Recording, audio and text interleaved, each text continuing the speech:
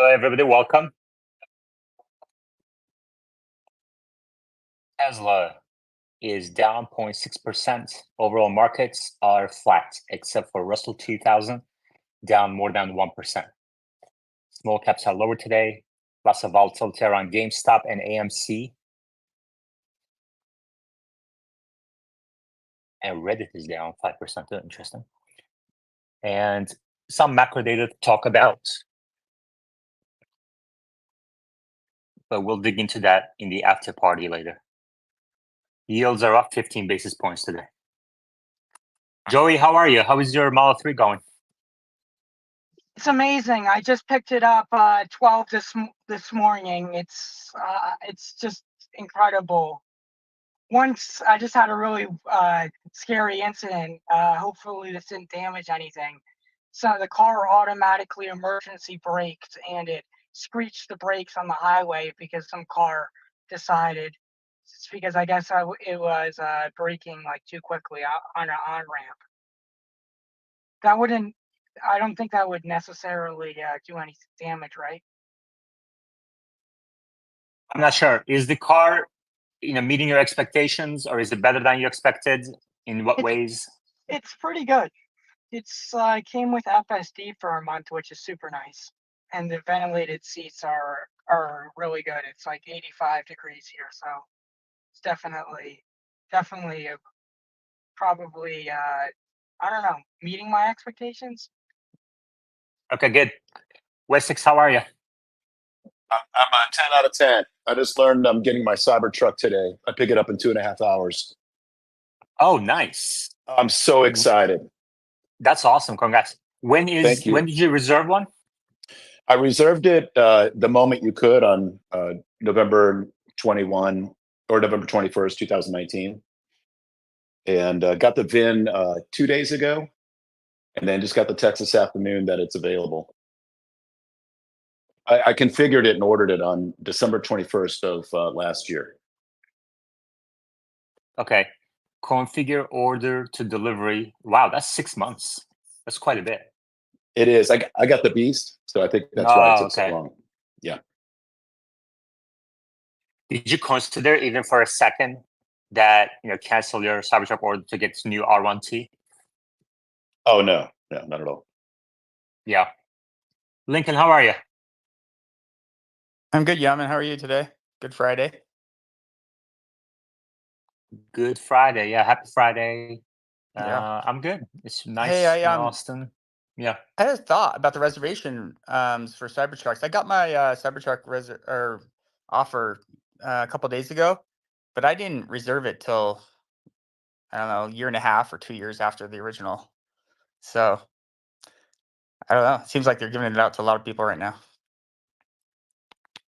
Have you heard that? Have you heard other people getting it that didn't reserve early? Yeah, I have. Okay. When did you reserve one? You said. Say it again. I don't know. It's like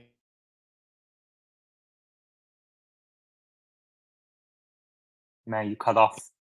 well, I got a phone call. It's like 18 Oh, months okay. later, I think, something like that. Okay, so very recently. Yeah. Well, actually, I guess that would have been No. 2021. Yeah.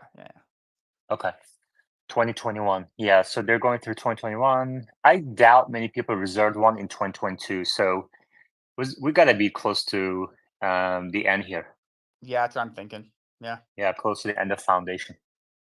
And if I look at the resale values, you can actually get a Cybertruck that is kind of lightly used, a couple thousand miles maybe, for about $100,000 today. So that's where the price is for the new. So I'm guessing they're going to start producing and delivering non-foundation in Q3 sometime. That's what I'm thinking. Yeah. Yeah. I'm going to wait. I'm not getting it. I don't know if I'll get it later. I don't know. I'm on the fence. More off the fence, but man, it's really hard. It's so nice. Omar, how are you? Hey, I'm talking to you from inside my new Model 3 Performance, and it just drives incredible. It's way better than what I expected. Really? Yeah, we had Joey earlier telling us about his Model 3 as well. Joey, is yours a performance too, right? No, mine's just the basic long range. Okay, yours is the long range. Omar got the performance. That's great. Omar, tell us about it. Well, it's just a huge improvement over the previous Model 3 performance. The suspension feels really smooth. It's got this adaptive suspension that you can adapt into a sportier mode or a standard mode. It just feels incredibly solid, incredibly quiet. No noise coming from the car at all, not even the slightest rattle or squeak or anything like that. Just very high quality, perfect exterior. Can't see, any issues. Gave it a look around. The seats are really nice. It's just one of the best Teslas I think they've ever made. It's really fun to drive. It's fast, and the handling is just incredible. I think people are really going to like it. And if you qualify for the tax credit, you can get the $7,500 tax credit. It came with FSD pre-installed. Even though I opted not to get the FSD, since they lowered my trade-in value by $5,000, I said, all right, what am I going to do? I should probably go sell it to someone else. Then I said, wait a minute, why don't I just take off the FSD?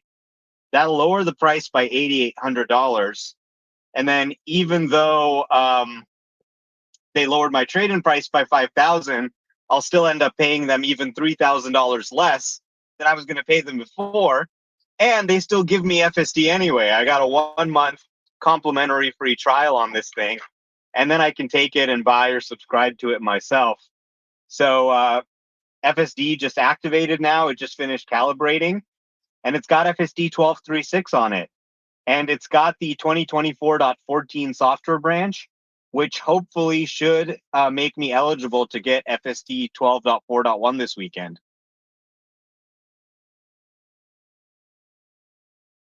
It's awesome. We have a question in the replies asking about how does the Model 3 performance compare to the Model S? Honestly, for me, I mean, the Model S is a bigger car. If you want a bigger car, the Model 3 is a little bit smaller. So the Model S is good for that. But honestly, for me, I've got the Cybertruck, which is a big car already. So the small cars are much more agile. They're much more fun to drive. And I think I've got a really good 2-car solution with the Cybertruck and the Model 3 performance. Just driving the Cybertruck over to pick up the Model 3, I was like, wow, this is such an incredible car. And then I got into the Model 3 performance, and it's such an incredible car in a different way. Just, small, agile, quick, just incredible handling. Yeah, I think they've really got an incredible lineup. These new vehicles, the new Model 3, the new Cybertruck just look incredible. And the delivery center was just packed with new Model 3s, new Model 3 performances, and even a few Cybertrucks. So it really seems like they're starting to be able to produce more of their new vehicles that everybody really wants.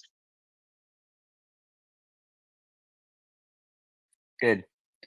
I pinned at the top of your screens a list of things to do in Austin. If you're visiting Austin for the shareholder meeting next week, you can use that list and check out the places. I recommend kind of Googling them first, looking at the reviews if it's something you like. But these are the things that people recommended over the last 3 years.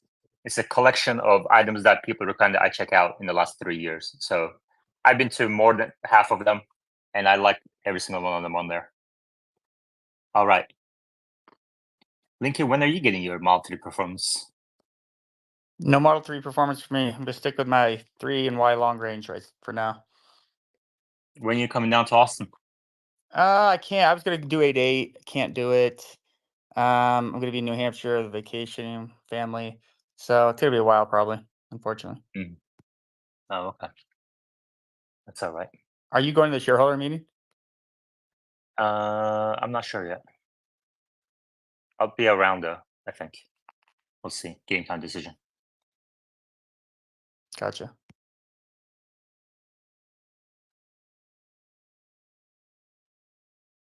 Let's see. West 6 is coming up. Having some connection issues. Any questions about the new Model 3 performance for Omar? Please request to speak. or the new Model 3 long range for Joey, you may request to speak. We have, this is a pretty good turnout for a Friday, guys. Interesting. Omar, what do you think is going on with this? Did you watch that GME live stream? I didn't. I was too busy with my car. How does my Bluetooth audio sound on this car, by the way? It sounds much better than the Yeah. old Model 3. Yeah, it sounds way clear, Yeah. Omar. I'm glad about that. What do you The think of cars- the Joey? Omar? What did you think of the car? How is it doing? Like, do you think it's worth it for the performance? I like already have a lot of good speed in mine.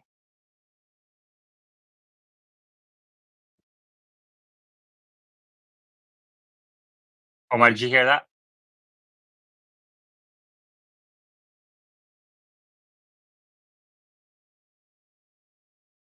Omar, can you hear us? Anyway, Amtap, go ahead. I wanted to know what's the tire noise compared between the Model 3 Performance and the regular long range? How's the tire noise? Omar, did you hear that? All right, if anybody in the audience has Model 3 Performance, please request to speak. Omar seems to be having some sort of connection issue. Right after he asked us, how is my sound quality in Model 3 Performance? W. Hey, I have a question to Omar. The suspension from the Model Y Performance compare to the Model Y, how it feels regards of comfort driving, because my Model Y is it's relatively harsh or uncomfortable.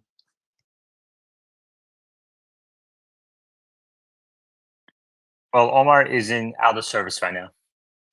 So, and I don't have a Model 3 Performance.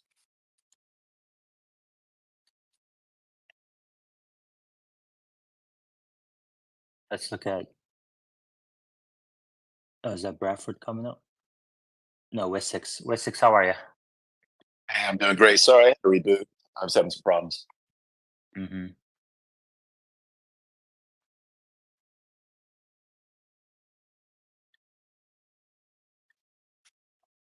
All right. Oh, can I ask Omar a question real quick? Omar is not answering any questions at this point because he must have some sort of connection issue. I'm going to move him down and bring him back up. Let's see if that works. Sawyer says the Biden administration has implemented stricter fuel mileage standards for vehicles as part of its plan to shift the American auto market towards EVs. Fuel economy will increase 2% per year for model years 2027 to 2031 for passenger cars, while light trucks will increase 2% per year for model years 2029, 2031.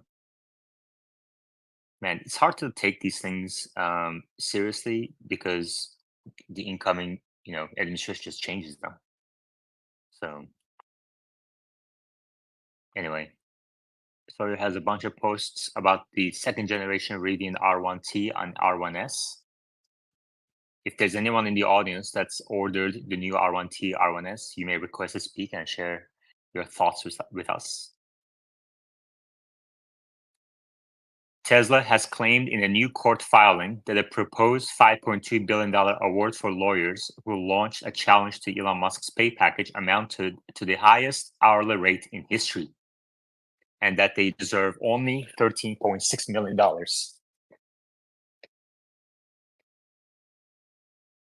The other question that someone had on Patreon is if anybody has changed their vote on the comp package in the recent days or recent weeks. After they first voted one way or another, they changed it to the other side. If there's anyone in the audience who's in that category, please request to speak and share with us why did you vote one way at first and then change it to the other way later. Ken says, I just received a copy of Tesla's reply brief. Maybe he can come up and tell us about it.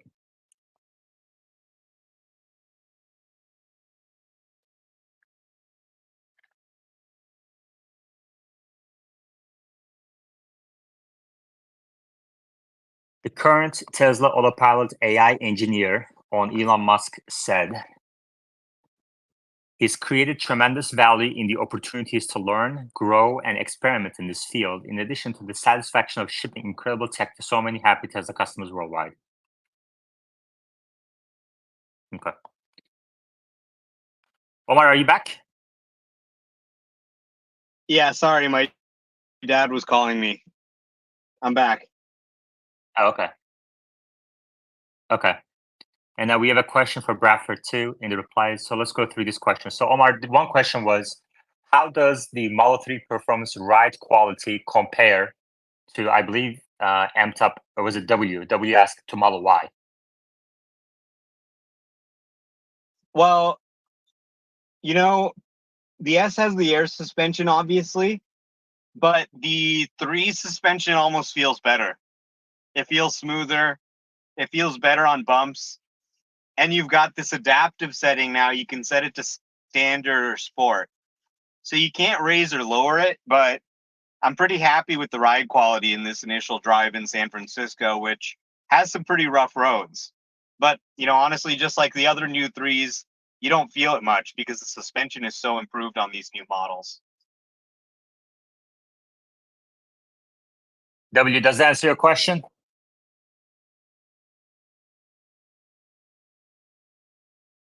Okay, I'll take this as a yes. Okay, there's the thumbs up.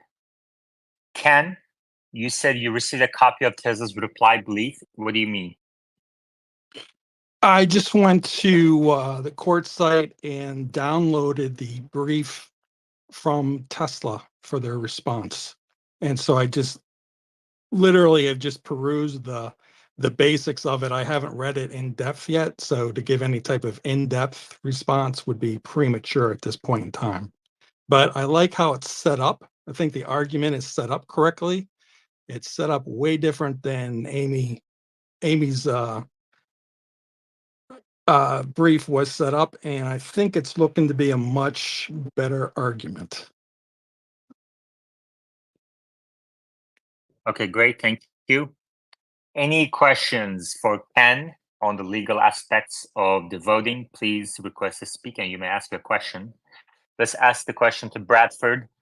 Bradford, a recent video you did with Randy Kirk had a $3,500 price target in the thumbnail of the video. Can you provide a brief summary of this price target? Whoa, okay. So yeah, that's our Optimus valuation. So that's when Tesla gets Optimus kicked off, we think that it could have a value of $3,500 per share, based off of the assumptions that we went through in our videos. This video is available on YouTube on our Rebellionaire channel, where we go through our assumptions. So part of the assumptions are that the bot is going to be as useful as a human worker, but we added some conservatism, not necessarily on purpose, where we think the Optimus is going to be very efficient, but I'm guessing like the humans will let them down. So we may not be able to keep them busy for 3 shifts for a full year. And I think there was another assumption in there that like cut it in half. But I feel like it's pretty good video. And basically we look at like the present value of an Optimus bot. We don't really care whether or not Tesla sells them or leases them. And we're looking at the value of the bot to Tesla's business, and whether or not they use it to scale faster by adding workers, or whether they employ them at suppliers, or whether they sell them to other manufacturers.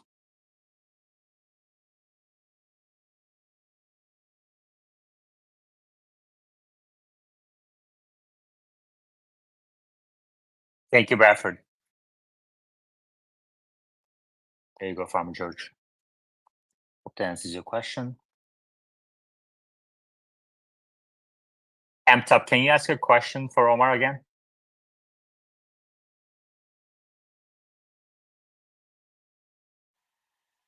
Yeah, I just wanted to know, how's the tire noise compared between the new Model 3 Performance and the long range?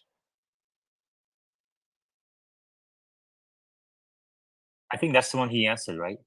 So The maybe, same. yeah. I mean, there's not that much difference between the long range and performance, but generally both are among the quietest Teslas I've ever seen. And I've looked at pretty much every Tesla. The new Model 3s are probably the quietest. Yeah, just from my 2022, this is so much more quieter. It's just incredibly better. It's so much better than the old Model 3, it's not even funny. Yes. I asked you a question earlier. Do you think people, if they don't need performance, like, do you think that they should still get it, or just long range? Like, if you know what I Honestly, mean. I think the exterior looks so much better than the long range and standard range. And I really like this adaptive suspension. I'm driving it right now with standard acceleration. You got chill, standard, and insane acceleration. The ride handling, you can go to standard or sport. I've got it on standard, and I've got light steering wheel weight. So you can really change the feel of the car. You can make it drive like a luxury car, or you can turn on that performance when you want it.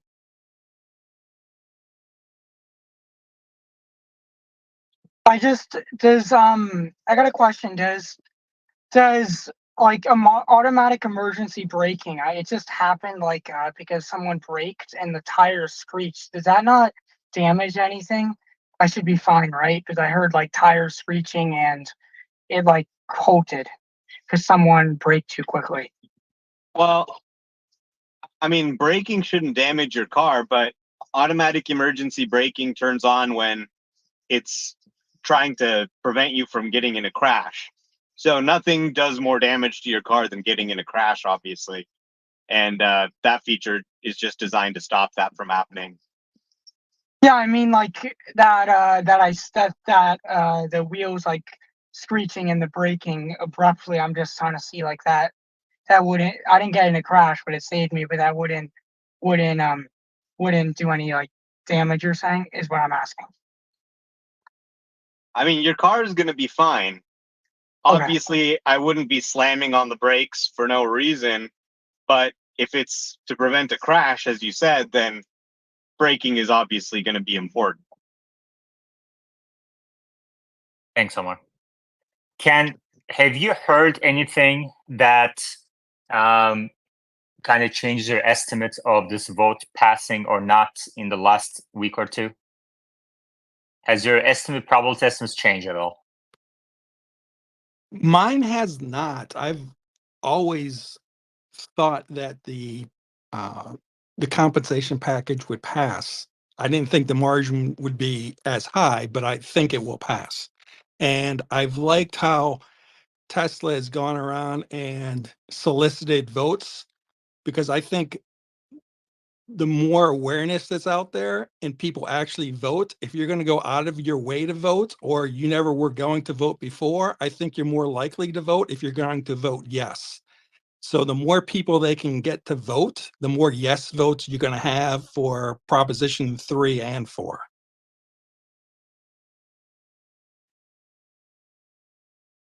Ken, is it fair to say that, okay, so you still believe that the both proposals, Proposal 4 will pass, right? Yeah, and Proposal 3 is less likely to pass, right? correct, yes.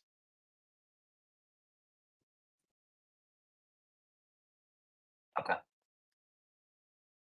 If Elon's comp glad- gets approved and we don't move to Texas and stay in Delaware, I'm pretty happy with that outcome. Yeah.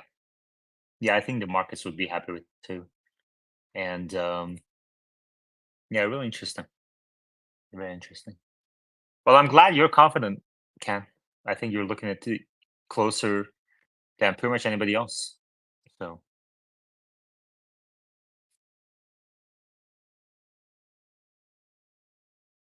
1 week from today, we'll know the outcome. 1 week from yesterday, right? Thursday, right? The meeting? Yeah, that's right. Yeah. Are you coming down to Austin? I might. I do have a flight there, but I also may not. We'll see. Yeah. All right. Let's see. FSD 12.4 shipping, so I might want to play with that. We'll see. Yeah, so you're confident that's shipping. Employees have it, and it's 2024.15.5, I believe. So you should be able to get it if you have the spring update. It does include the spring update in it.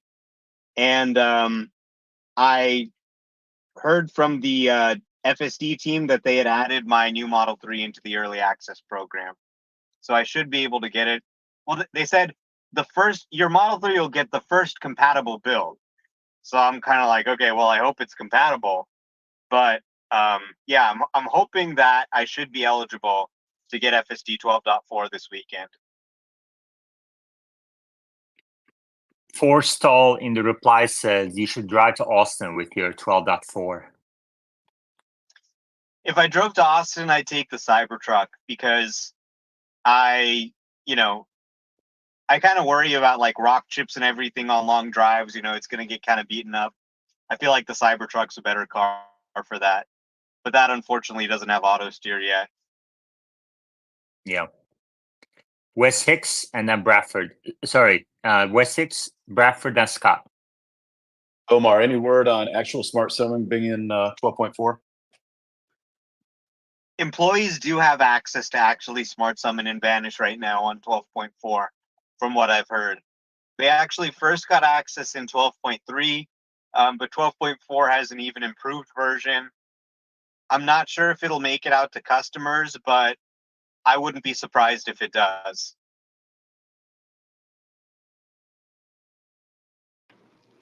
Hey Omar, congrats on your new Model 3 performance.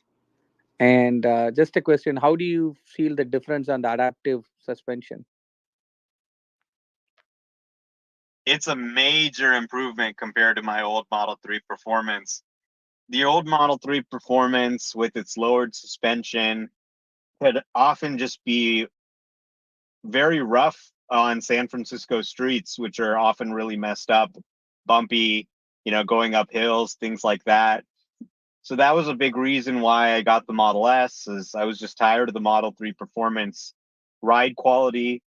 But the new adaptive suspension on this new 3 performance is a game changer. It feels almost a little better than the Model S with the air suspension, as crazy as that sounds. Maybe I'm just in the honeymoon phase with this car right now, but it feels very smooth and it feels like a positive improvement in ride quality. Overall, I think it feels very open. It has a lot of the features that my Model S had, and I was able to get this car for free, giving them my Model S, and they're giving me $6,500 back. So I got a new car. They're paying me to get a new car, and it feels like an improvement over the other car. I like it better. I wanted a Model 3 performance. I wanted to show the FSD visuals on the main screen for my videos. So I'm very happy trading my Model S for a Model 3 performance. I really like the Model S too, but it really needs some love. I think it's not the star of the show anymore, and it just doesn't get as much attention for updates, I think, as vehicles like the Model 3 and the Cybertruck do. Great. Yeah. And this adaptive suspension is not something you can increase your height, right? Like your Model S. Well, I was told that you cannot increase or decrease your height. It just depends on your driving condition. It does. Is that true? There's two settings on the adaptive suspension, standard and sport. Okay. So it doesn't raise your suspension or lower it at all like the Model S and Cybertruck can do. It just tunes the suspension for sportier handling or more comfortable handling. Oh, that's nice. So you don't have to deal with that settings and you let the car drive it for your setting. Okay, nice.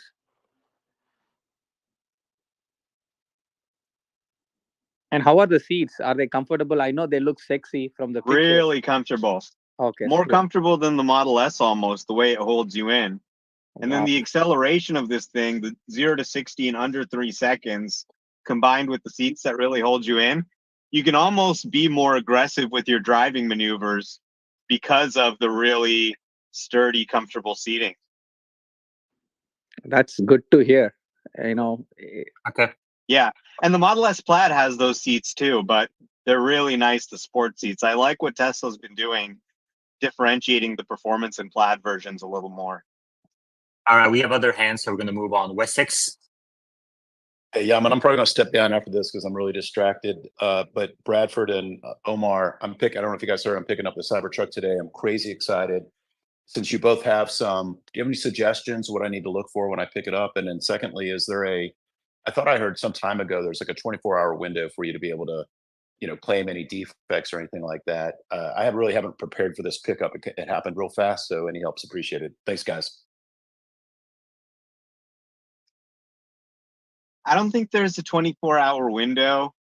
If you have any issues with it, they'll fix it for you, especially with these early Foundation Series Cybertrucks.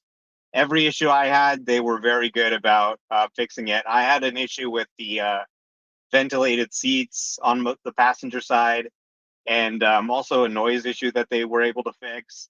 So, yeah, I mean, I wouldn't worry too much about it. I don't think you need to inspect every detail unless there's some glaringly, obvious flaw or something you need to point out. But mine had like a couple of marks on the door and stuff like that, like really tiny marks or whatever. But I just kind of didn't even point it out to them, and was able to just polish it out myself with some stainless steel polish. So the thing kind of just looks good dirty, and just kind of looks good the way it is. And I've just enjoyed not worrying about it too much, just letting it be dirty and letting it be how it is. And I don't think it's like other Teslas where you have to really nitpick over things. And honestly, the quality of the vehicles they're putting out these days, even from Fremont, is really good. Like this Model 3 performance is pretty much flawless. I haven't found any cosmetic issues, any panel alignment issues, any sort of noise issues, any minor quality issues whatsoever. And Fremont is the worst of the factories in terms of quality. So I think they really seem to be stepping their game up here. Thank you. Thank you. Yeah, I would just add that I don't expect you to find anything deal breaking. You could look at the panel alignments just to make sure that's dialed in. They may not give it to you like totally clean. If you notice little spots on it, those things come out really easy. I use when my Cybertruck was naked or raw, I used a cleaner called Perfect Glass from Menards. I don't know if you have that in Memphis, Tennessee, but that's what I use to clean it, in a microfiber cloth that I run into laundry. So those are like, you can get those cloths for like 50 of them for, I don't know, a few bucks. So it's not too bad to keep it clean. Well, thanks, Bradford. Appreciate it, guys. Scott. You're going to love it. I can't wait. Scott. Actually, Omar answered my question. I was going to ask about if he got added back to the early upgrade for FSD. So it sounds like they did. So that's great, because I figured to be putting out some videos, and hopefully you'll get it like today or tomorrow. So that's all. Thank you. PDV. Yeah, hey, Omar, or anyone else. There was that Elon tweet about 9 months ago where he said that hardware 4 would lag hardware 3 by at least 6 months. So I was wondering if anybody had heard anything about hardware 4 V12 coming out. No word on a hardware 4 specific model for V12. To the best of our knowledge, hardware 4 cars are still running the hardware 3 model in emulation mode.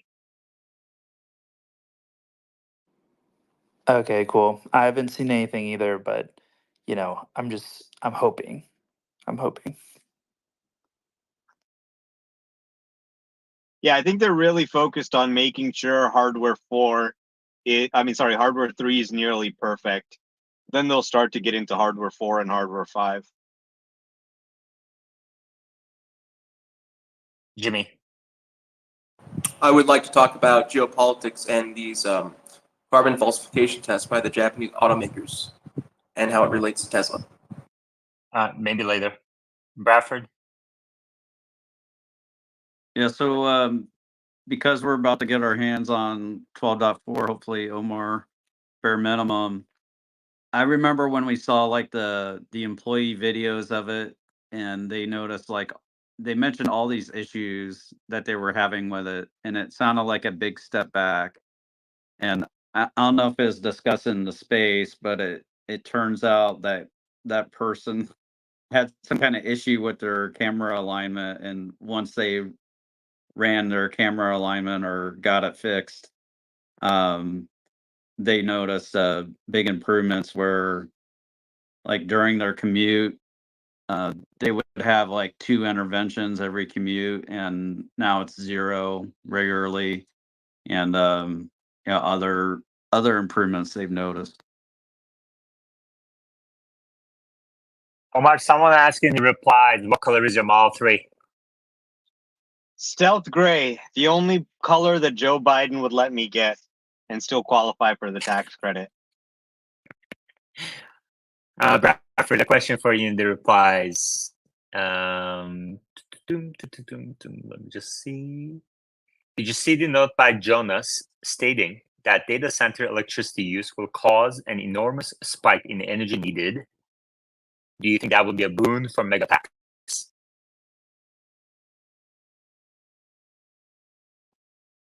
I think it'll certainly help. Data centers need stable power throughout the day, and you need wind at night. So like combining solar and wind batteries really help stabilize the energy flow when it dips down from passing on from solar to the wind at night.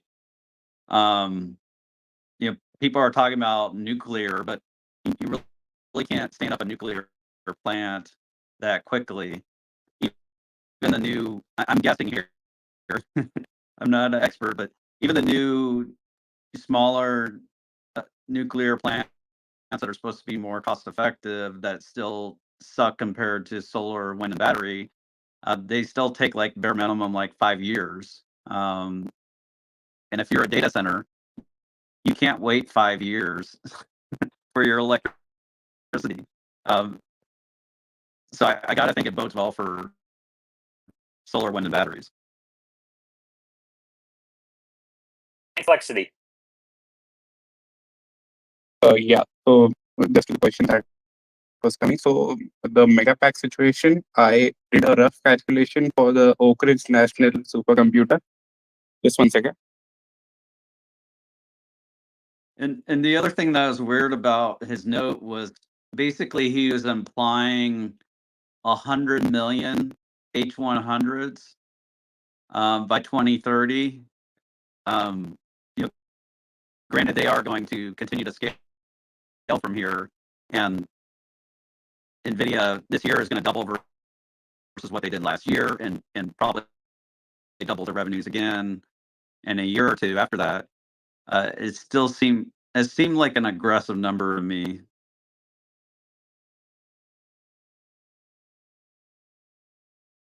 Complexity. Yeah. So the other thing, I did a rough calculation for the Oak Ridge National Laboratory supercomputer. It's like, I think it's top 5 right now in the US. So roughly based on the calculation, let's assume that a power outage of 8 hours occurred. So you would need around 24 megapacks to power the whole supercomputer for 8 hours without any electricity from the grid. So even if you multiply that by 10, it It's around 300 megapacks for the top 10 supercomputers in the USA. Okay. So it's not a huge material impact. So I guess that answers Marty T's question. James. Hey guys, how's it going? I had I know this is probably a long shot, but I figured I'd ask. I have a family member that has a business with a factory setting where they're trying to solve a logistical issue that could possibly be solved with Optimus. Do any of you guys know any contacts at Tesla or anyone specific that you know in that part of Tesla that'd be able to chat about possible like beta program with Optimus outside of Tesla, or is that just kind of not even? Is it too much of a long shot? You have I'm a not sure, better Omar. chance getting Elon to come sing at your birthday party. All right. I look forward to hearing more about Optimus then. Thanks, guys. Hey, question for Legal Optimist or anyone else. I saw a thread. I have no idea if this is true, but it was saying that for the Reincorporation vote, that a 2/3 vote was needed for reincorporating in Texas, according to Tesla specific bylaws or something.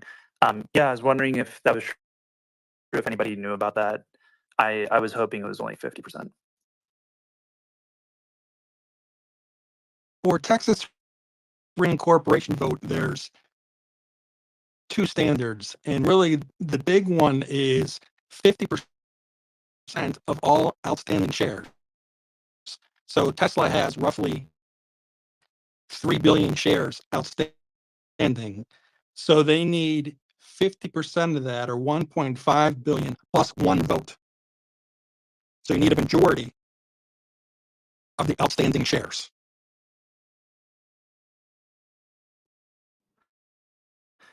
Okay, that's great. So the whole 2/3 thing, you haven't seen anything like that?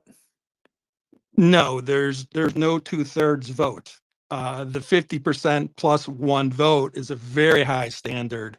And then the other way it's going to be calculated is majority, or 50% plus one vote of the votes that are represented at the actual shareholders meeting, which is a lower standard. So really you need that top standard. So there's no 2/3, it's just that 50% plus one vote of the entire float. Great, thank you.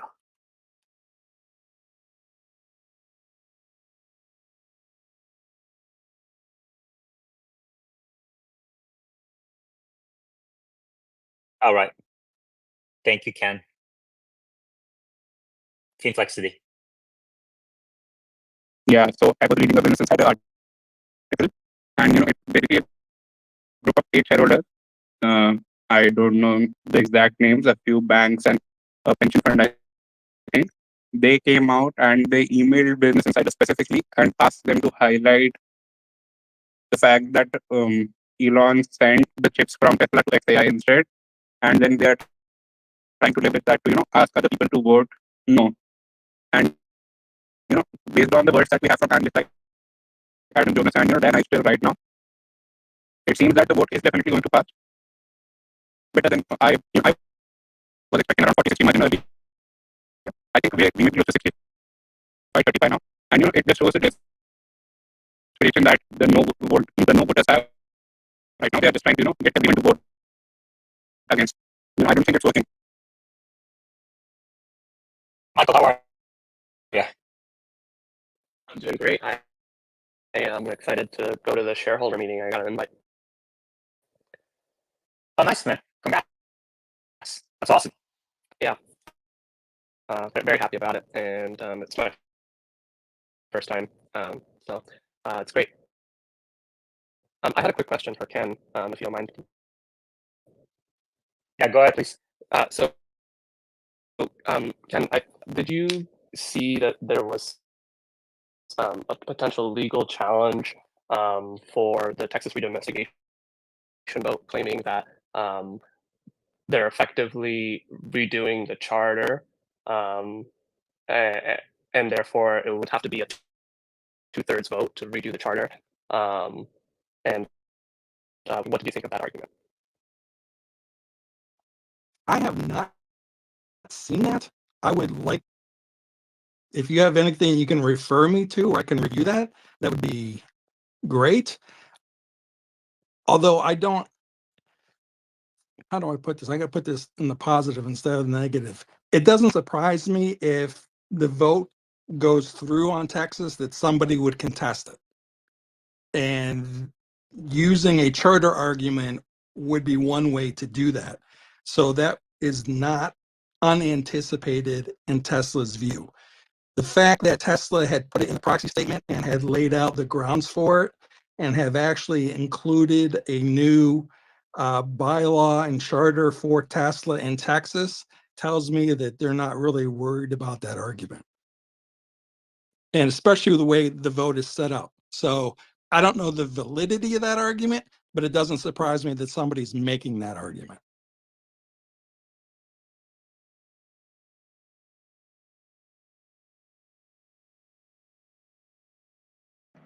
Yeah, people sue about anything, right? So anything that happens, you can guarantee someone's going to sue about it.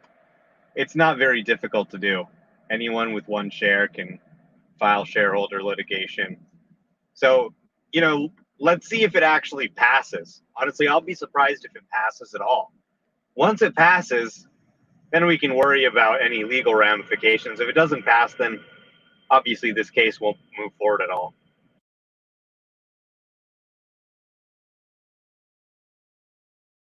Bradford. Ken, I was wondering about the awkward situation that Delaware might be put into. Tesla wants to move to Texas. Delaware, they want to keep all these companies, under their law. Do they have a right to keep Tesla in Delaware? And if the vote is appealed, let's say the vote gets approved eventually to move to Texas, Delaware might fight it or rule against it. And I'm curious your thoughts on that. Oh, actually, a good case on that is TripAdvisor. In that case, the court found that they didn't actually pass the entire fairness test. And instead of keeping them in Delaware, they let them leave Delaware and just said that they're going to have to financially compensate their shareholders because they found that the Nevada system isn't as robust as the Delaware system is. And to account for that drop in value of the share price on moving, in their opinion, in Delaware's opinion, that the shareholder should get some sort of financial remuneration for that. So there's that opinion, and then there's a really nice, off the top of my head, I think it's a Harvard Review article about how Delaware wasn't stopping companies from moving, just making it more expensive to move. I gotta think this is gonna have a chilling effect on this whole Delaware situation of people incorporating there, and it seems kind of like a mafioso type thing. Yeah, I don't disagree with you. And that's been a trend for the last several years with corporations choosing states like Nevada and Texas. Texas, just in my opinion, is a little bit of a side, is weaker than Delaware is, and they're going to look for Delaware to help them and guide them in the decision making. So it's a chance for Tesla to get to a state where they can really influence the courts with how they want to run their company. So, but it's been happening over the last 5 to 10 years. It's a trend. It's not really new.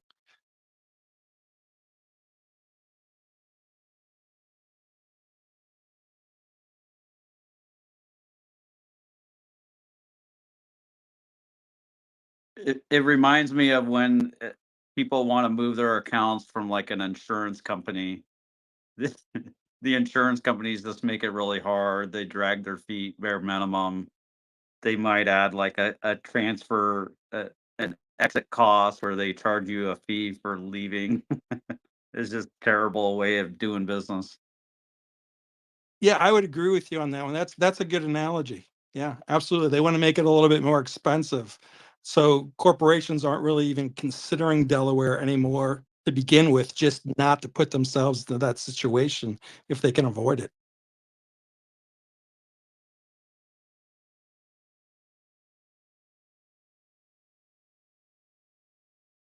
Michael, any change to your production and deliveries estimate for the quarter?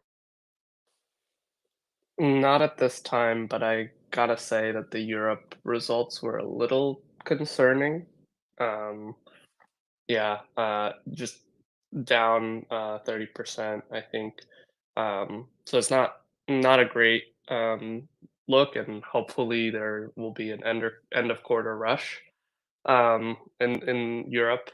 Um, and if that doesn't really materialize, then we'll have to revise down. Okay, thank you.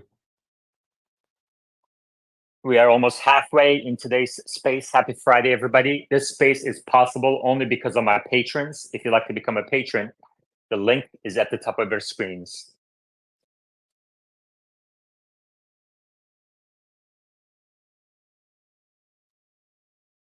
Michael, I see that you posted in a reply, the verified stockholder class action complaints. Do you want to talk about this? Yeah, that was I was just giving Ken what he requested, which was the reference. Okay. I don't know how trustworthy that account is, but it seems like it's something you could verify very easily whether this was filed or not. So, and how strong the argument is. That was what I was asking earlier. Okay, thank you.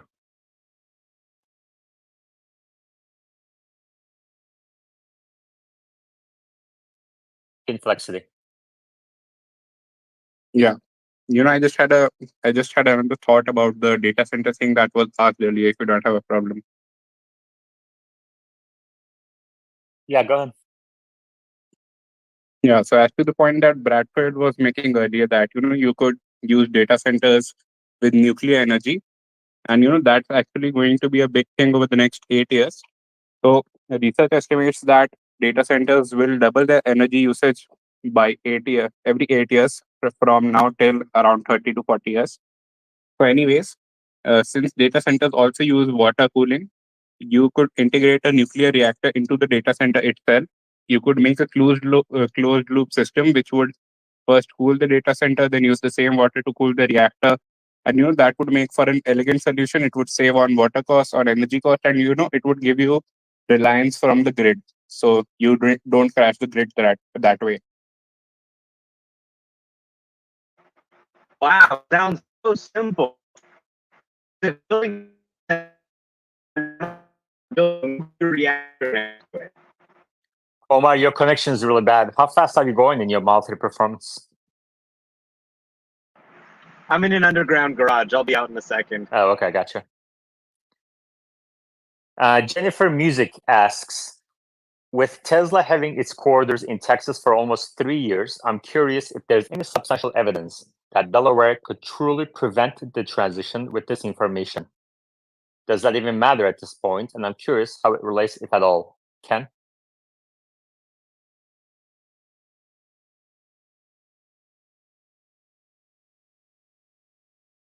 Ken, do you have an answer? I'm sorry, I got distracted by something else. What was the question? The question is, with Tesla having its headquarters in Texas for almost 3 years, I'm curious if there's any substantial evidence that Delaware could truly prevent the transition with this information.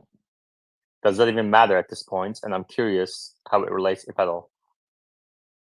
With which information are you referring That to? Tesla has been in Texas for 3 years, headquartered. It would have no legal impact on them leaving Delaware. If they get the vote passed, they can leave. The only thing that's preventing them from leaving is the shareholder vote that they're going to have on next week. And someone asked, can Elon vote on Proposal 3? On the entire float, yes. On the second standard, no. Sorry, what does that mean? So there's two standards that are going to be applied. One is going to be the total the majority of the outstanding float, so the majority of the 3 billion. And then the second standard is the majority of votes actually voted. Oh, I see. I see. Okay, I see. Interesting. All right. All right, great. Finflexity. Yeah, Ken, but didn't they, say on the website that Elon and Kimball will, object from the vote for both 3 and 4?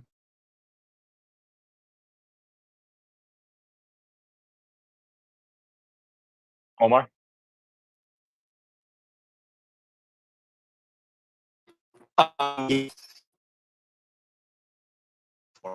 Omar's still in the tunnel, it seems. Omar, come out of the tunnel. What are you doing in a tunnel for so long? Which tunnel is this? Anyway. Hey, Bradford, question for you. You saw the new R1T and R1S. There's a lot of excitement around these products right now. The stock hasn't reacted. Does this release, the refresh R1 vehicles, change your estimates of Rivian's bankruptcy in the next 12 months?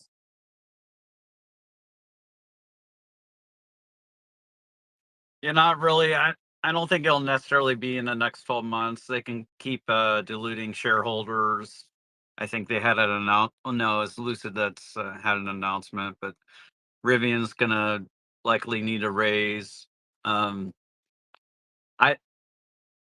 I don't see how they can strip out enough cost from their vehicles. They are undergoing a big change with the refresh and what all they're doing with their factory, but I think it's like 43,000 per car, a quarter ago, and I forget what the latest number is. Like, how do you strip out that amount of cost? I have a hard time seeing it.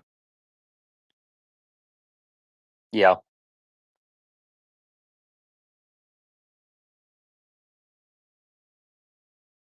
PDV.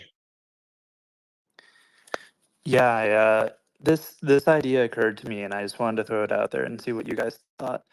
I was wondering, like, if you guys thought that maybe Tesla would start doing liability zones for FSD, like certain stretches of highway where they had really good stats, or certain low risk portions of cities, and then that could be the initial rollout of FSD in like 18 months or something.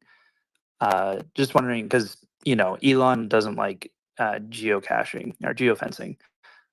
So yeah, just wondered if anybody had heard anything about that or had any thoughts on that.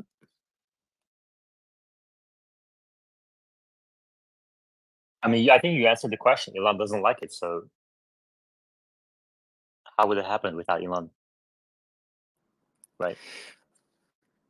Yeah, my understanding of him not liking geofencing was not acquiring training data for outside geographies, but having liability zones where Tesla takes full liability for FSD in very low risk areas.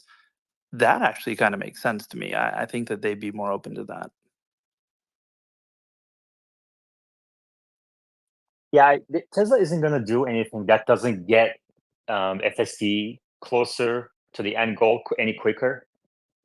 And so, you're seeing Waymo, Cruise, especially Cruise financials, and Waymo is probably similar. They're not profitable.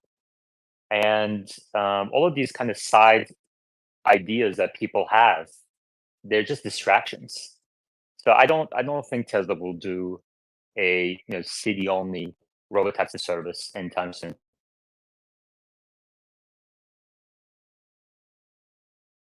Whether it's a boring tunnel or the Las Vegas tunnel or San Francisco, it just doesn't make any sense. Yeah, I see the incentive for fewer distractions. Yeah. Anyway, Jimmy, you want to talk about your geopolitics? Sure. Thank you so much. Thank you so much for letting me up and speak. So there are some interesting incidents in Japanese companies who have basically been falsifying various emission tests and safety standard certification tests. These include Suzuki and many others. Why were they doing this? To cut costs in order to boost their image, to make marketing easier. They're facing a deluge of cheap Chinese EVs, and a lot of their cars are regular combustion engine cars. So they are shutting down plants. Now, this is a combination of two things, of course. The yen is getting a lot cheaper, so it's actually cheaper to export the cars from Japan and pay the tariff for a lot of the countries that they export to. And secondly, labor costs in those countries that they had those factories in getting more expensive. They export machinery, they have to import machinery from the other side, and that can be expensive to send people over to manage that and to maintain and so forth. That can be very difficult. So it's a very difficult thing for these companies to have to admit that they're covering up their certification falsification tests, but eventually they did do it. A lot of people were aware of this. A number of independent critics had suggested that it was not possible the MPGs for these cars were as high as they claimed it was. But they've been using this for advertising across the world, with Suzuki being one of the major instigators of this. What will happen to these companies? Fines, no jail time, nothing of any importance. But this proves again how difficult it is to be in the EV race. Toyota will release its first EV Hilux, I believe, in 2026. So a lot of people are very much excited about that. They're retiring some of their fleet of combustion engine cars, especially the little cars, mostly because the MPGs don't make any sense anymore compared to just getting the same equivalent EV car, which is actually cheaper to operate.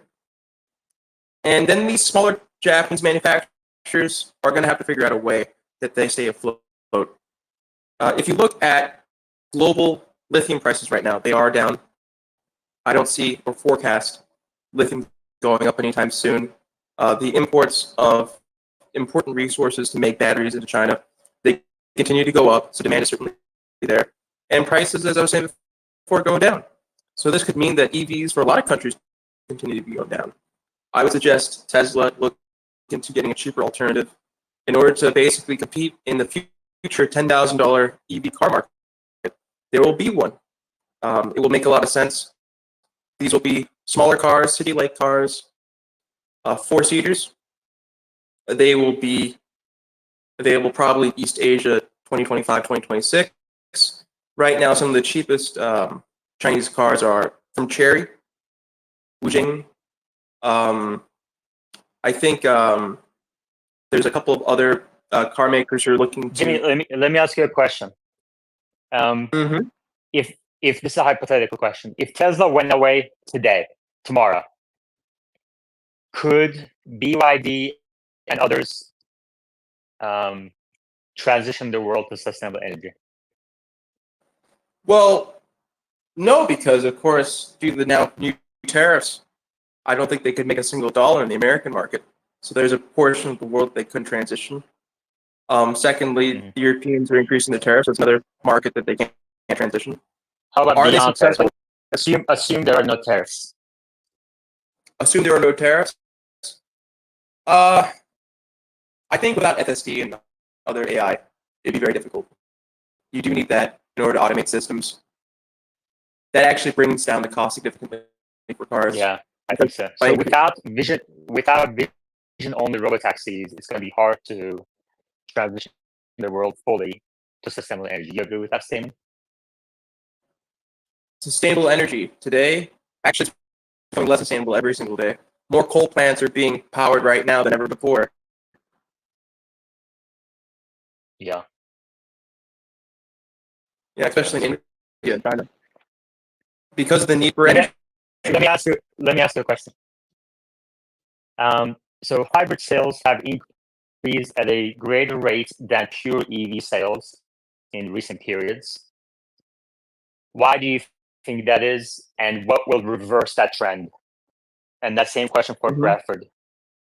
Well, looking at the Chinese market only, and I can't really say anything about the American market. I haven't seen the data for it. But in the Chinese market, there are subsidies for both hybrids and EVs. They're very good incentives.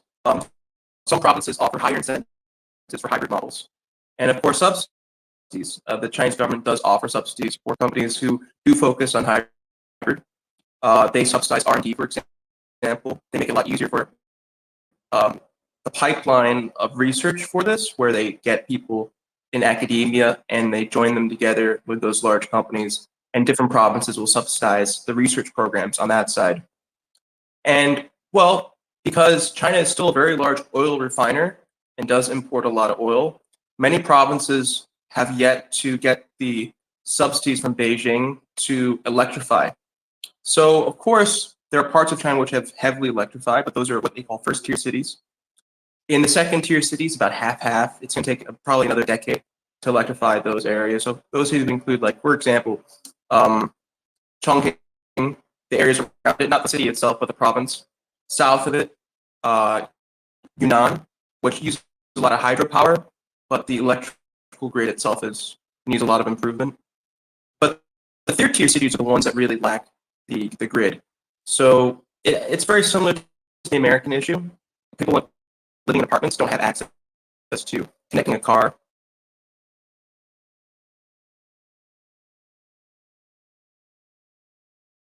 It's very similar to the American issue.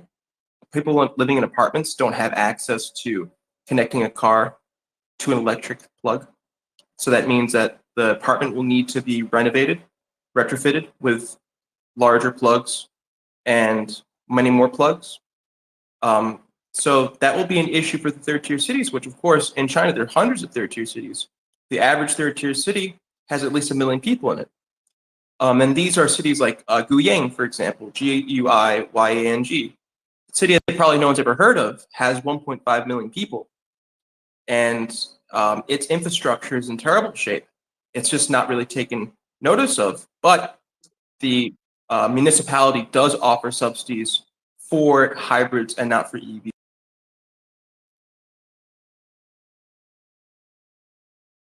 Okay, great. Jimmy, you had said about a year ago that you believe the economy is entering stagflation. Do you still believe that? I do, yes. I mean, I would look at markets out there, including Japan, where people will say they've gotten poorer. There is inflation in Japan, even though the numbers don't suggest it so much. But of course, low economic growth hasn't helped. So what I mean by this is wages have not increased significantly. The cost of living has increased. This will be a long-term issue. This will be an issue for the next 20 years. The only way of reversing this is twofold. Regulation. Areas are very heavily regulated, making it very hard to do business. Lack of innovation. If you look at the global patents, Japan, South Korea, the US, and other countries lead the way. China, of course, being there. So sorry. Number 2 of the world is China. So, but Europe, lack of innovation, lack of patents, lack of entrepreneurship, lack of startups, just a lack of small businesses. Well, and let's focus on US. The US economy, Okay. do you believe is going to enter recession in the next 12 months? I think that we are technically in a recession, but we don't know it. We're not in a recession, Jimmy. GDP now shows 3% growth rate as of today's data. Every single measure of retail sales growth is positive. But I guess maybe you can make an argument that maybe it is possible to enter a recession in the coming periods. But do you just believe that the data that the government is releasing is wrong? I'm not a conspiracy theorist, but yes, I do believe that. Okay, so if it's not a conspiracy theory, so are they mismeasuring and they're going to revise it downward later? Is that your theory?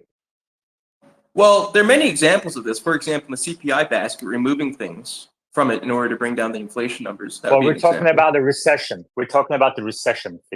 You're making two calls when you say stagflation. You're talking about the recession, a very high rate of unemployment. The unemployment rate that came out today for last month was 4.0%, which is actually below NAIRU, which is non-accelerating rate of inflation, non-accelerating rate of unemployment. Anyway, so by that metric, employment market is tighter than it should be, and yet you're making the claim that there's widespread unemployment. I mean, it sounds like you're making a conspiracy theory at this point, honestly. I feel that anything I will say will get me dropped from the space, and I refuse to move forward on this. Okay, fine. Omar, welcome back. Are you out of the tunnel? Hey, yeah, I'm above ground now. Do I sound better? Okay. Yeah, you do sound better, yes. Is the Model 3 performance better than you expected based on what you've heard? Yeah, I mean, I don't know what I expected, but it just feels like a really solid, high quality product. The drive is maybe the best I've ever experienced in a Tesla, just in terms of the nimbleness of the small car and the performance.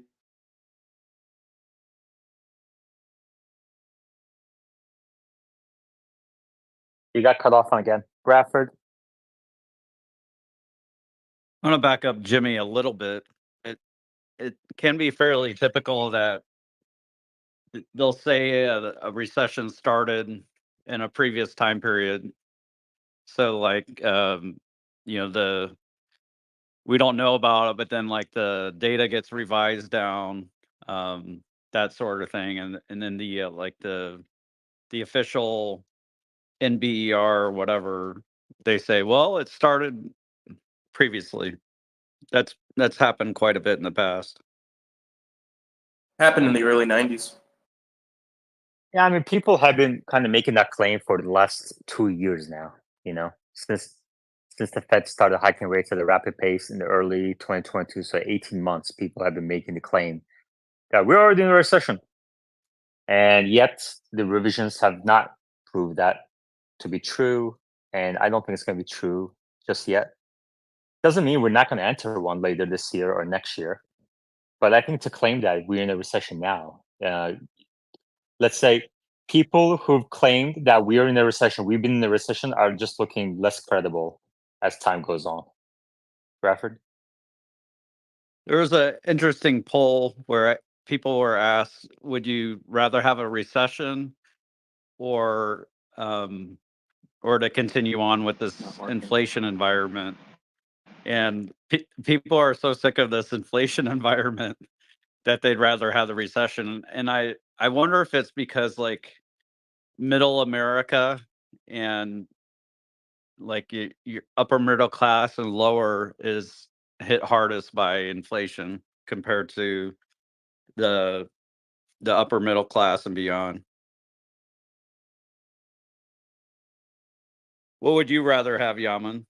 Recession or continued inflation?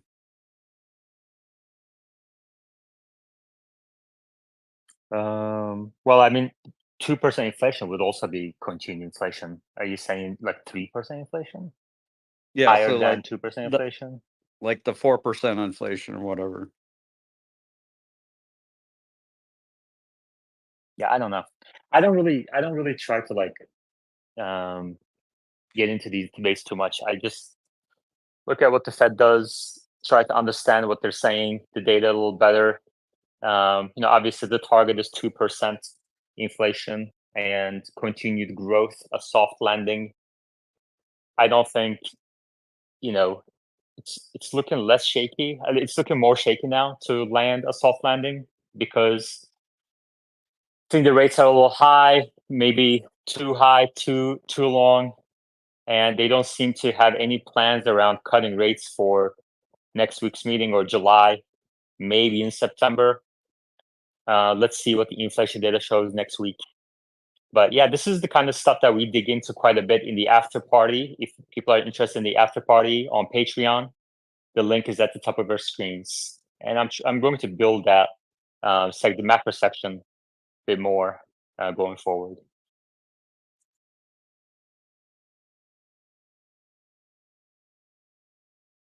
Yeah, recession is really tough on people, man. I mean, people lose their jobs, and they get into a tremendous amount of stress. They lose their homes.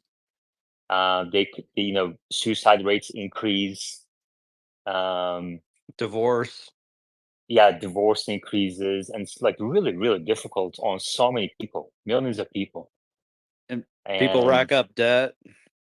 Yeah, so yeah, I mean, I think any human would answer that question. I would rather have slightly higher inflation if I didn't have a choice of getting, a good soft landing. And but then you can kind of make the argument on the other side that if inflation reaccelerates, then you may have to have an even deeper recession to end it. So that's even worse. So I don't think, like, I'm an optimist, and I think that the chances of a soft landing is not zero, although the longer the Fed keeps these rates here, I think those chances are rising. Recession chances are rising. So anyway, team flexity. Yeah, I think the economy as it is today in the US itself, I think most people aren't having a good time as compared to before COVID. And I think a lot of it is because, they had a psychological trauma of the COVID pandemic itself. And I think spending patterns changed a bit during that time. So I think people are, changing the spending habits, and traditional indicators don't show a recession. But I think the changes in lifestyle that people had over COVID, the middle class, that's why they think that they have a tough time right now, which the numbers don't, say. Yeah. Cybertruck. Question for Omar. Are you going to wrap the Model 3 in the glorious red color? No, I'll probably get a ceramic coat on it, but I don't usually wrap my cars. Cybertruck, I'm going to wrap black, though.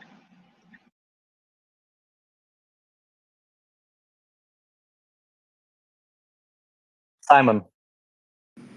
Just a comment on the inflation numbers. So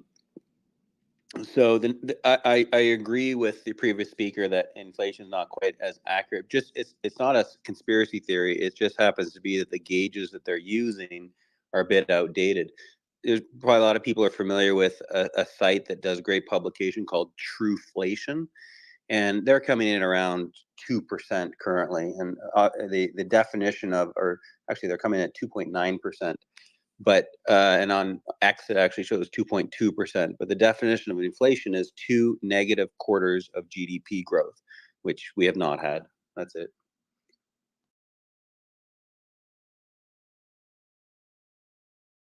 Magic. Hey, how's it going? Hey, yeah, I was wondering if you can get my help. I'm trying to host a space or a call with Simon here, who's another speaker. He says he's a financial professional, and I think that two financial professionals should have a bull versus bear debate. I've been trying to get him on, and he's been ignoring my comments. So I was wondering if you can help broker that. I mean, I can't. Yeah, I think more spaces the merrier. People have their preferences about who they want to talk to, listen to, what kind of analysis they want, or if they want to just chill, what kind of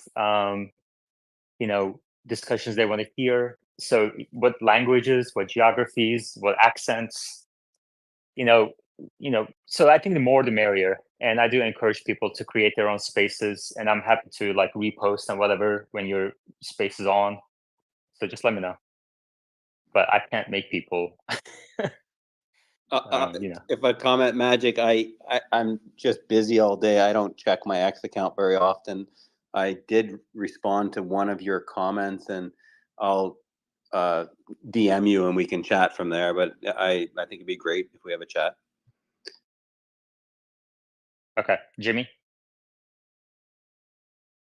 Yes, thank you so much. I would like to make a point here that at the end of the day, inflation can affect people differently. Now, I want to make a point that rural areas, I believe, are suffering more from the effects of inflation than urban areas.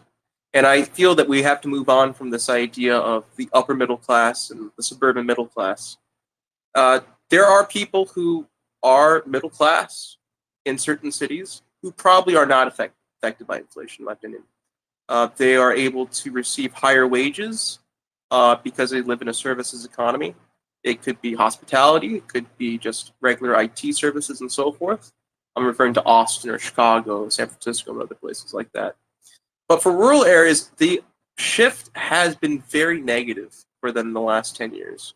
There has been an increase in hospital foreclosures, which makes it very difficult, for example, if you're in an accident in Western North Carolina, and you now have to drive an hour away for visiting an ER. There has been a shift where even Walmarts and Costco's have closed down in rural areas. USDA loans have been more appetizing for people to move to rural areas, but actually applications have gone down due to a combination of things, but simply people are moving out of the rural areas, like around Armadillo, Texas, for example. You go to those types of towns, and it's just a lot less people. People have moved to Austin. And so therefore the people who are living there are facing really the ramifications of inflation. They have few stores, much fewer than before, just 5 years ago, and those stores have higher prices because there's less labor, therefore labor is more expensive, and less jobs. It's a really terrible cycle. There's a large portion of America who I just don't think we hear their voices. I don't know if they attend Twitter, but if they are out there, I would love to hear their opinion on this. But I don't see any way back for them. I don't think the federal government is going to increase subsidies to reopen hospitals or to get Walmart or Costco to reopen their stores. And the areas which I'm referring to could be, the southern part of the Rust Belt, the Smoky Mountains area, the Appalachians. It could be northern Texas, parts of the Dakotas. I mean, these are large swaths of America which are facing massive job losses just due to a shift in how our economy works. And this, of course, is despite increasing subsidies, which, have become really wide in terms of how they're used. There was USDA loans for a copper mine used in, I believe, in Nevada last week to get a firm to open a copper mine there. And that's just not enough. Companies are still not that interested in opening in small areas. And it just proves actually something about Elon is that he was willing to go to Galveston and essentially create his own town to build Starbase. That is something that we need to basically reinvigorate small towns. Okay, Thank you very much. Scott.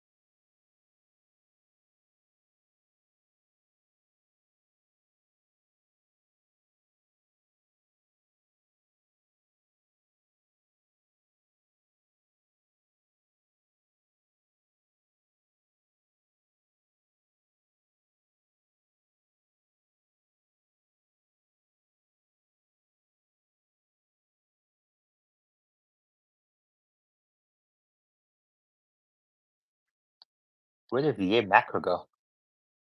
Dropped out all of a sudden. Weird.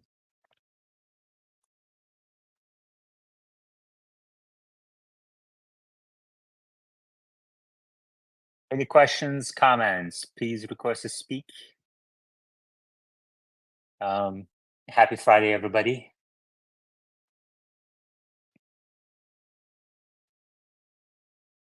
Multiple states have had great mineral deposits, being found basically. So I think Wyoming had some big deposit which was ranked number 1 in the world for some critical materials. And the current mining regulation that is present in the United States and basically all of North America, it's very hard to set up a mine which won't take at least 5 years to start.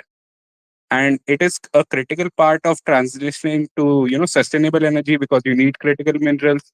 And Canada actually removed some legislation. Quebec removed legislation, which was a very good move in bringing mines onshore. And I think the US needs to do a similar approach, or maybe local governments at least need to do it, even if not the federal government. Thank you, Jimmy. Thank you very much. I would like to move slightly to a very similar issue of the nuclear power plants. There are no, hold on. Let's go to a couple of new people just to join. I'm gonna get their questions real quick before we change topics. Vincent. Hi, just a quick question. Was just wondering, when your inflation is it when your GDP shows one figure, let's say 3%, and inflation shows 3%, should they compensate each other, or erode? Yeah, GDP numbers that you're seeing are usually real rates, meaning they're adjusted for inflation. So if GDP growth is being reported as 3% and inflation is 3%, nominal growth would be 6%. Okay. Bradford. So I had a bit of news I wanted to share. When a firm reports on holdings, it's called a 13F, a Form 13F. And Ross Gerber, coming into the year, clients at his firm held 400,000 Tesla shares. And we were like around 230,000 Tesla shares. And Ross's latest filing is down to 334,000 shares. So it's unknown whether this is due to Ross selling shares or clients selling shares of Tesla of his, or whether people who are like heavy in Tesla are leaving his firm. And we're up to near like 270,000. We'll be reporting again in the middle of in July. But I thought that was an interesting thing. Good job. Congratulations on the success of your firm. Yeah, it's kind of wild times, man, with this vote really pushing people to extremes on Elon. And it's interesting to see where people land, So I wonder, like Bradford, has your view of, like, I always thought of, a couple of the people who are, I'm not going to name names, but a couple of the people who are kind of coming out and talking against Elon on X today, and they're posting the pictures of their against votes. I always thought them as, maybe they're frustrated. Maybe they are, they kind of wish that Elon handled things a little differently than he does. But at the end of the day, they are supporter of Tesla, they are supporter of Elon, and they're supporter of the mission. But now it's like, wow, you're actually voting against his comp. That is crazy to me. That's so wild to me. What do you think? And there's that former board member, I think his name Brian Westerly. Right. I mean, that's another example. He was on CNBC and talking about voting against it. It's just really nutty to me that if people are going to base their morals based off of where the stock is and we were saying, Elon got it to where it was in 21, but since then, Elon's fully responsible for being down. So, I guess the buck stops with Elon, but like, do our morals stop at the share price? It's just nutty to me. And yeah, I have a real hard time people voting against it. There are a lot of people who are new to owning Tesla that are relatively new, so they didn't have like the full benefit. I get those, but I'm talking like electric. There would be no electric without Elon. There would be no electric without Elon. You think people are going to go to a website to talk about Toyota Prius? No, no, they're not. It's crazy. I don't know. The other thing we're noticing with this whole Rebellionaire thing is like shorts are coming out and like threatening us. So we offer to support people who are bulls who have a concentrated position in Tesla, whether that's 25%, 50%, or 100%. And like the shorts are like trying to report us, like we're doing something wrong. It's pretty wild. Yeah. So can you say that last sentence again? What are they reporting you for? They're saying like that we're not being fiduciaries for them, or something For like voting that. against. No, because we're Sorry, helping people yeah. who are all in. So like who have a concentrated position. So typically in finance, if a client has a concentrated position, as a financial advisor, you almost have to like force them to sell their concentrated position, or you have to have like a different kind of arrangement with them. And so these people aren't aware of that, but they just hate that like we're supporting bulls and that we're helping people hold through the ups and downs. Yeah. I think people, what people don't realize is like a lot of people who, there are tens of thousands of accounts who are daily reviewing, maybe hundreds of thousands of accounts who are daily reviewing news about Tesla stock. And, most accounts don't have many followers. They have maybe a few dozen, maybe a couple hundred followers. They don't realize what the people with larger accounts go through every day facing that hate. And even if it's a few replies that kind of pop up in your notification that are completely unreasonable from anonymous accounts who are just literally there to troll you. When you multiply that by 10, 100 times, that takes a toll on these larger accounts. And sometimes these people will even follow you in real life. I mean, I've gotten some of the hate that you're talking about back as early as 2018, 2019. They contacted the CFA Institute with this and that. It's crazy. It's nuts. So just keep that in mind, everybody.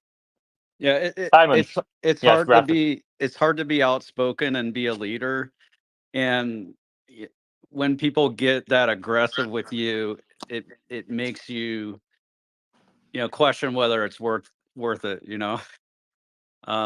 Yeah, exactly. Yeah. Exactly. Yeah. Simon and then Lincoln. Yeah. So I want to comment on something. So what's interesting is Tesla is from what I can tell from mega cap stocks, probably the largest, and you don't actually know if it's retail investor, but there's basically, when I'm working off FactSet or Bloomberg, there's different categories: institutional ownership, insiders, and then unknown. And we're sort of going with the thesis that unknown is retail investor. So to put it in perspective, the other large mega cap companies are usually between 20 and 30% unknown. Tesla's around 45. It's a huge disparity. Now, I don't know if you're aware, but what I've been trying to work with Herbert on this and trying to get the attention on mainstream media. There's a lot of talk throughout X, and we do a great job of announcing and talking about what's happening with this business and from a shareholder's perspective. I've never witnessed something like this in the last, in my over 20 years career in finance, where you have so many retail investors getting together. We've got Amy out there that is gotten together a team of fantastic litigators. I've offered to set up a GoFundMe account, and what I've discovered was that these people were willing to work for free, because it's not just about the vote, it's about the way that business is run in the United States, the way that free business and free enterprise and the voice of the people is represented. It's almost, you know, the direction that this is going is, won't go there. I mean, Canada, we have our own issues. But that being said, what I'm asking right now, and I'll ask this to the group, and I'm asking, can people go out and just push on this, is that we're asking that, Amy can't talk about this because she's part of this litigation, trying to protect shareholders in terms of the lawyers that are asking for $5 billion worth of stock for the degenerate work that they've done on robbing Elon of his compensation package. And so I know that Andrew Sorkin has done a pretty good job of bringing on institutional investors and pension fund owners who talk about why they're not going to vote in favor of this. And it's too late to make any difference in terms of the vote. However, I do believe that it's really important for the retail investor, that's everybody, all of us on this space and other retail investors, would represent almost half of the shareholders who are not getting a voice on the mainstream media in front of the press. And so I'm basically lobbying to get Alexander Mertz to do an interview to explain the whole situation and actually explain. I think she would do a great job representing the retail investor. And I think that Andrew would do a great job as being a bipartisan, interviewer. Okay, so Okay. I'm not very good on X. Thank you, Simon. We have hands. Thank you, Lincoln. Yeah, very quickly, I just wanted to touch on what Bradford said, because I went in 2022 all in 280, I don't know, 290, something like that.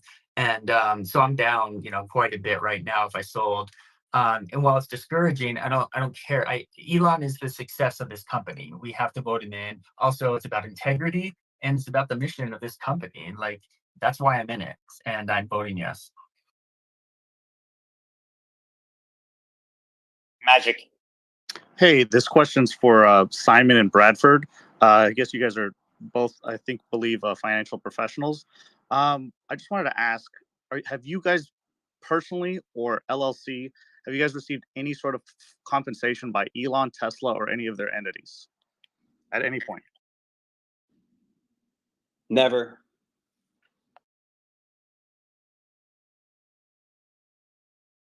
I get some of the sponsor, not the sponsor, but the creator pay stream from X.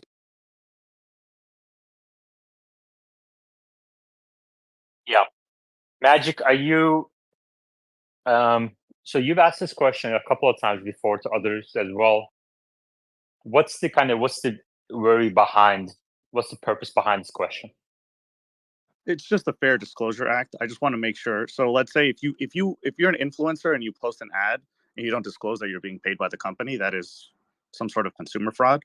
So I just want to make sure that the financial professionals, at least up here, are fully disclosing if they're being compensated for their position. Bradford. Yeah, we are not, and we fully disclose our position in whatever company we're talking about. So we disclose if we're long, if we have that conflict of interest. That's the main conflict of interest, is that our clients are typically long a stock that we own and we're talking about. And it's just the right thing. It's just the right thing to do, Magic. I have no conflicts whatsoever. Got other things to do with my time, but something's not right here, and that's the right thing to do. Yeah. Well, Magic had, you know, he's one of our bears, and he's one of the true bears. Okay, and I want true bears in this space. I want people who are actually betting against the company, not just people who are betting for the company but kind of dissatisfied about things. They're actually putting their money where their mouth is. And my understanding is that Magic is a pretty big bet against Tesla. And I think it's normal to kind of suspect sometimes that the other side is saying things, maybe, maybe they don't believe it or whatever. Like, I understand the human emotion, the human reaction. But I'm glad you asked the question. You got the answers. Bradford and F Inflexity. I think for most people, the reason why they talk about it and are passionate about it is they not only enjoy the product, but like it's made some kind of impact in their lives, and they enjoy talking to people. And Tesla and Elon give them hope for a better future. You know, what we saw, was it yesterday with SpaceX, the super heavy, basically landing square in the Gulf of Mexico, and the Starship. You know, we'll see what it was, but it did the flip at the end. It lowered its velocity. I don't know if that was from waves or not, but like, these things give us hope for a better future. When we look at everything else, it's, Americans fighting each other and, all this other stuff that's not really exciting to follow. Very well put. Okay. All right. We're going to go to Finflex, and I have a question for Bradford and Magic. Finflex, go ahead. Yeah, and the topic that you guys were discussing earlier about the hate you get from people that hate on Tesla person, as a company. And I had a story about this. During 2022, I think I actually joined a private Discord community, basically of traders, and they literally had channels, about how to go out there on social media and bomb particular stocks. So they were doing Apple, they were doing Tesla, they were doing Nvidia. Basically, just go out there and pretend to be short sellers and put up these stupid arguments, and all for financial gain. They were actually paid about $10 an hour to do that. Oh, wow. Interesting. I mean, that is short and distort. Like, that's actually illegal. All right. But it's not that surprising, right? There's always bad actors out there. Question for Magic and Bradford. Magic had put together a table about the for subvented loans, kind of the implied discount. Magic, you're welcome to pin it up here if you want. And he estimates, depending on the credit score, the loan term, and the subvented loan rate versus the market rate, he estimates somewhere around 10 to 20% discount. Do you agree with those figures? How do you think about Tesla's subvented loan program? Yeah, so I think this is last week we looked at this, or maybe it's a couple weeks ago. And I looked at it, after Magic was asking the question. I thought it was an interesting question. So I looked at a Model Y, and I looked at something like an 8 or 9% interest rate. And then I looked at doing that for 6 years at 1%. And it was something like $7,000 in total savings. Obviously, you discount some of that because the future dollars in year 6 are worth less than now. But that's a pretty substantial subsidy that Tesla's likely paying for in the financing. Tesla's backed off from that, so I think they got a huge surge in demand on the Model Y. Cautiously optimistic about that. And now, if you want a low interest rate, you got to choose like a 3-year loan or a shorter term loan. But yeah, versus subprime lending rates, which can be like, I don't know, if they're 20%, Magic, you can tell me that. 1% is a huge difference.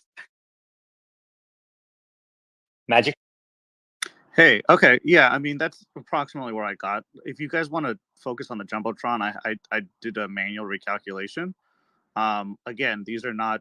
This is just for ranges. I don't know the exact interest rates, but as you see, based on this chart, that yeah, for someone with high credit score, they're going to get, let's say, a 60-month loan because that's typical. The discount's going to be anywhere between 13 to 18% based on the vehicle cost. So, I mean, depending on, we're assuming a $40,000 vehicle cost. So that's about $5,000 to $7,000, and that's on the high credit score. And the lower the credit score goes, the bigger that hit is going to be. So can you guys confirm the numbers and look at it and have any questions? I put the assumptions to the right, and you can change the assumptions, and we can get to what that number looks like. Okay, maybe Bradford can take a look at it, but my first look was okay, Magic.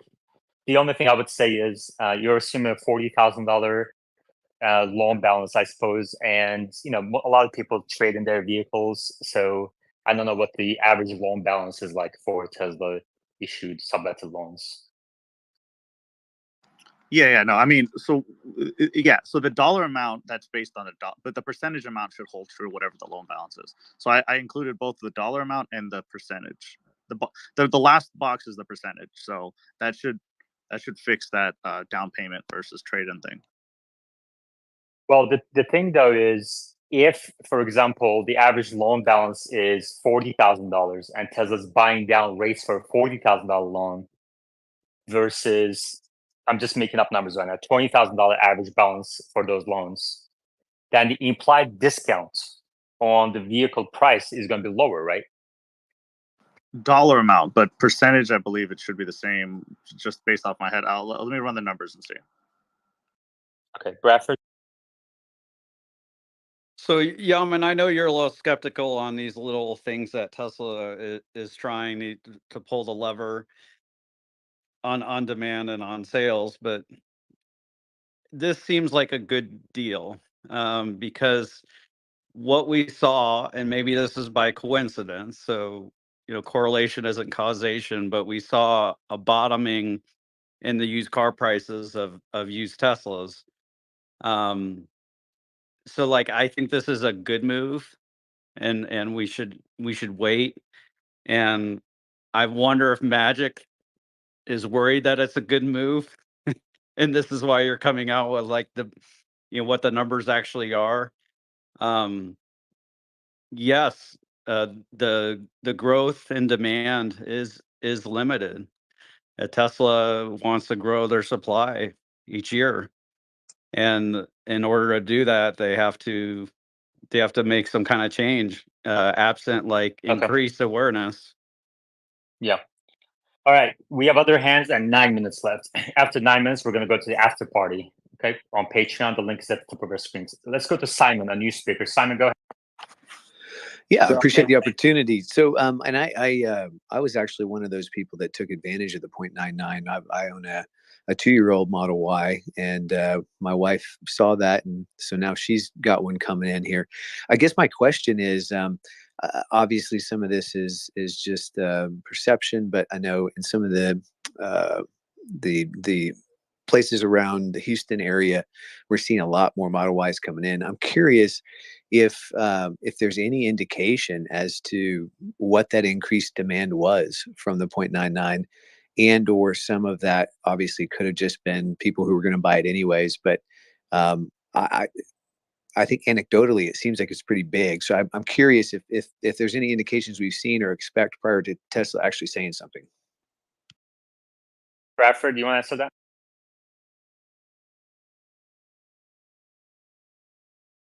Bradford doesn't want to answer that. Yeah, Simon, I have a very low attention span. So you have to ask a question in 10 words or fewer. And and this applies to all new speakers. It's my fault. I think my parents dropped me when I was a baby. So if you can please ask a question in 10 words or fewer, I would really appreciate that.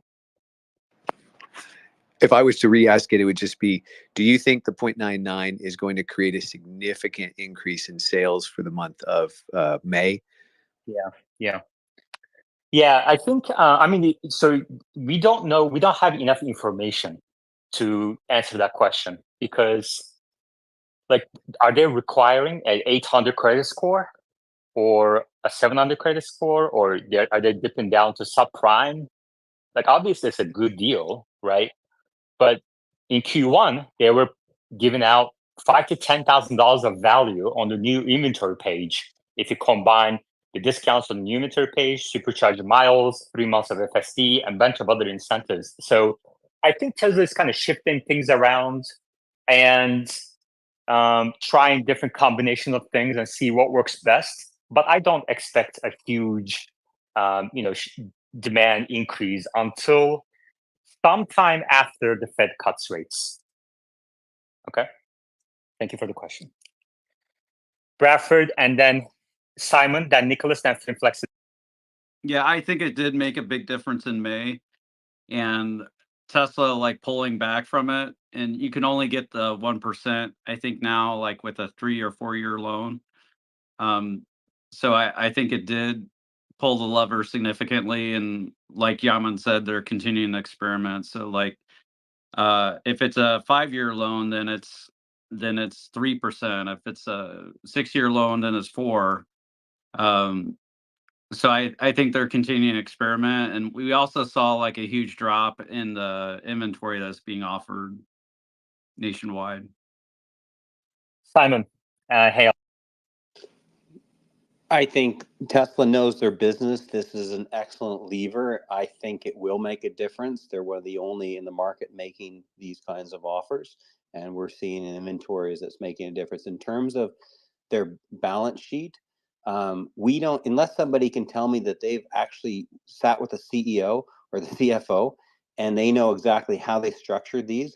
They're sitting on how much cash, and we've got a CEO that is the former he started PayPal. He knows, he worked at a bank in Nova Scotia early on in his career.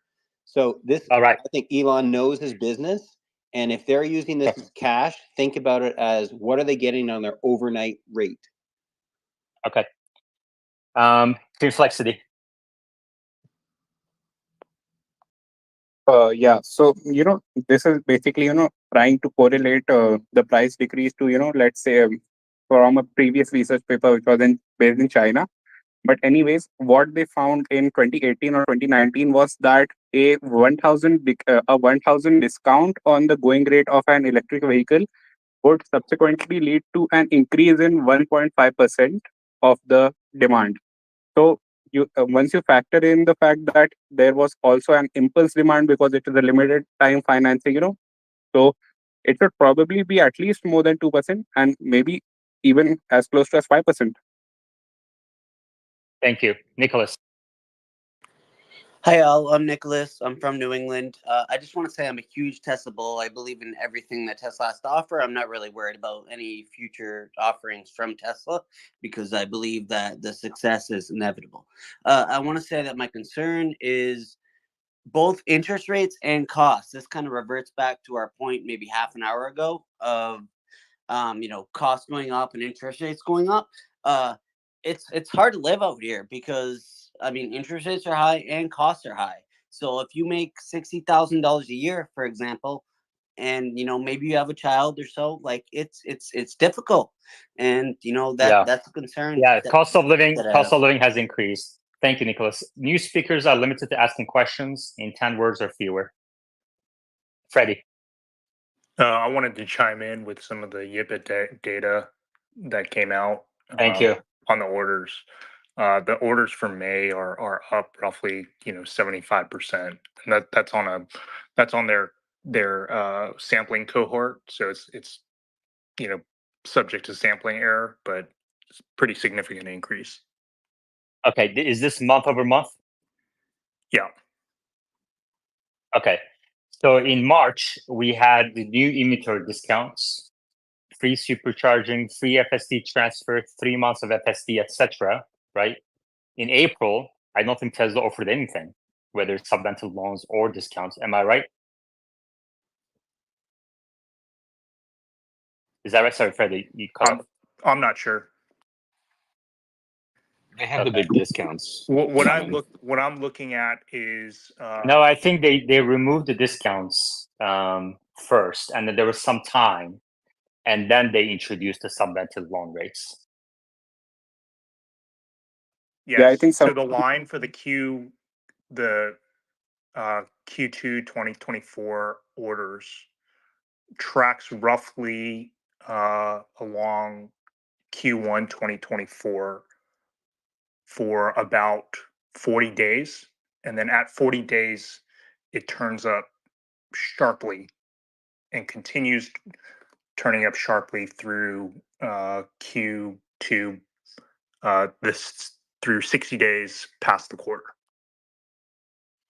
Okay. Would you be willing to share that data? I'm not allowed Like to. a graph? I can't share Okay, the graphs. That's fine. That's fine. Okay. Yeah, I've asked specifically if I can. The answer was no. What about mix of products? Is it mostly for Model Y? They look at everything together. Oh wait, you know what? There's a mix. It's mostly Model 3 and Model Y. Okay. And how does Q2 2024 compare to Q2 2023?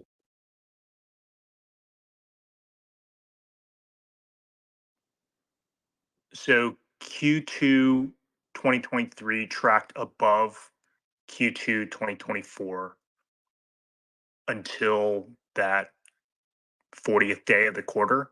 And then that's sort of where Q2 2024 takes over. So their index shows it's roughly at this point at the last day of the data that they have, it looks to be about roughly 30 to 40% above Q2 2023. Oh, wow. That's a big difference. Yeah, it's a big difference. Bradford, what do you think of that?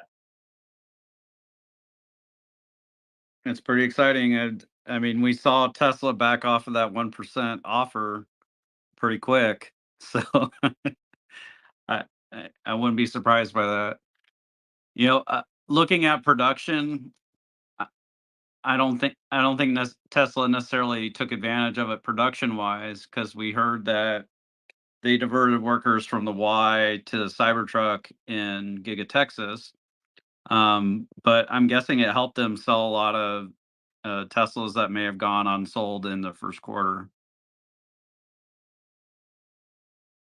All right. Thank you very much, everybody. This is all the time we have today. I'm going to head out to Patreon and talk to you guys next time, probably Monday. Thank you very much, and chat next time.